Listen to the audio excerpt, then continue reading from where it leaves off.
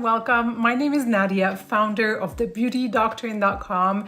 That is the home of functional beauty, where beauty meets health. Today, we're talking about a revolutionary way to look at anti-aging. I don't like that term. But anyways, I'm gonna break down what functional beauty is and then maybe convince you to stop chasing those temporary quick fixes and actually go after great skin that's healthy from the inside out and the outside in. I'll be teaching you all of it.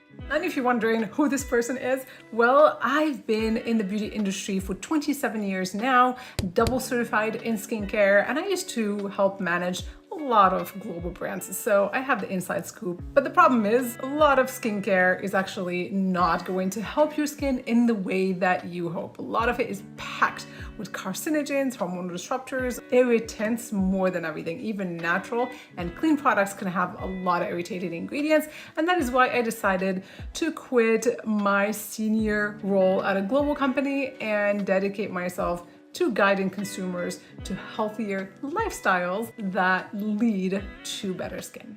If you haven't noticed, our culture is obsessed with youth. So a lot of people are just going straight for Botox and fillers, thinking that that is the solution to good skin, but those don't affect the skin in any way. One of them just paralyzes the muscle and the other one inflates the skin. You're still not working on collagen, on elastin, on actually keeping your mitochondria youthful. So I'm going to explain in this video how we're going to achieve a better functioning mitochondria, more elastic skin, more collagen, more glow, more youth from the inside out and the outside in. What are the pillars? So let's go. So I want you to think of those cosmetic procedures as the band-aid. They just treat the symptom versus the root cause. So here at the Beauty Doctrine, we're going to start learning about the root causes so you can avoid, premature aging in the first place, and then you'll learn tips and tricks on how to reverse a lot of that damage that's already happened.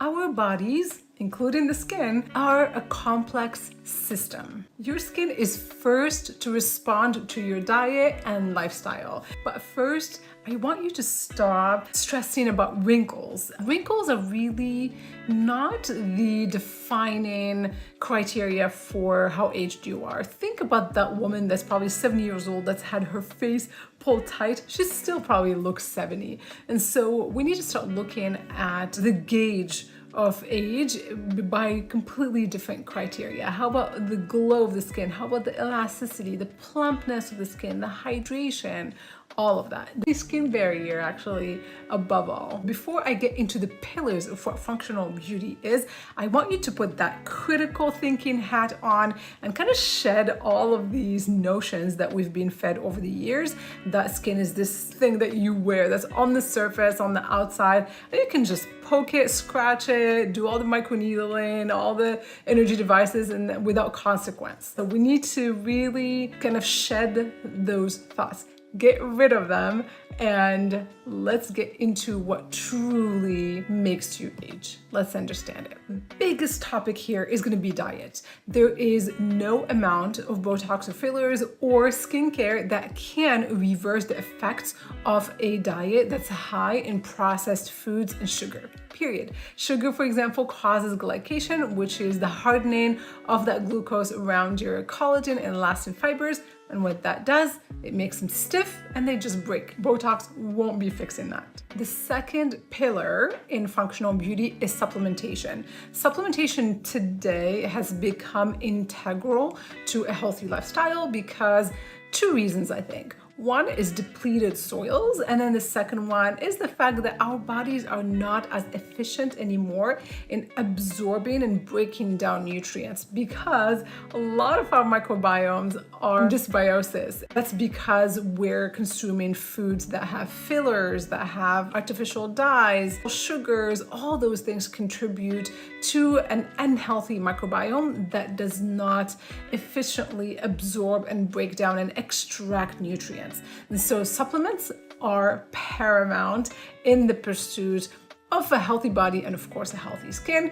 For example, if you're not taking magnesium daily and vitamin D, start taking those. We'll talk about many more supplements that are actually going to optimize your health. and that of your skin. The third pillar is sleep, and that should have been first. Sleep is so important, you guys. I've struggled with sleep for many, many years, so I've tried everything, and I can tell you, and I'm sure you can as well, those nights where you stay up really late, you wake up, probably really puffy, your skin feels dull, sluggish, all those things, maybe with a breakout. Sleep is going to be huge, and we'll have upcoming podcasts that will delve really deep into how to optimize that sleep. I think I've figured it out, at least for myself. Number 4 is exercise. I've seen this. I live in New York right now. I'm actually planning to move out of here. And you can tell just walking around the streets of New York City, people's skin is different. It's more dull. Sorry, New Yorkers. Your skin is a sponge actually. And it absorbs a lot of the toxins, the fumes, the pollution, a lot of those things affect it. And a lot of them actually make it into your bloodstream. Our kidneys and liver have to deal with all that aluminum and all those toxins in the air.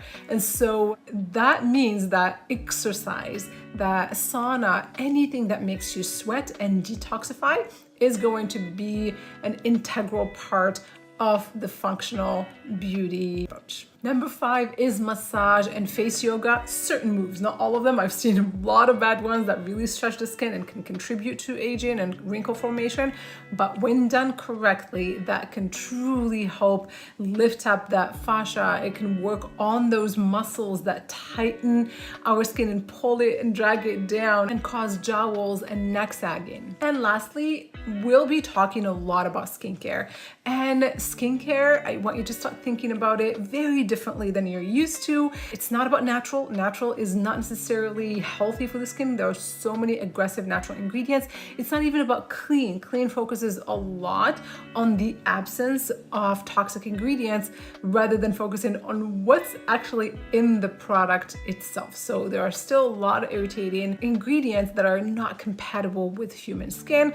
And don't even get me started on mainstream skincare, because that's a hub, most of it, for carcinogens, irritants, as well as hormonal disruptors.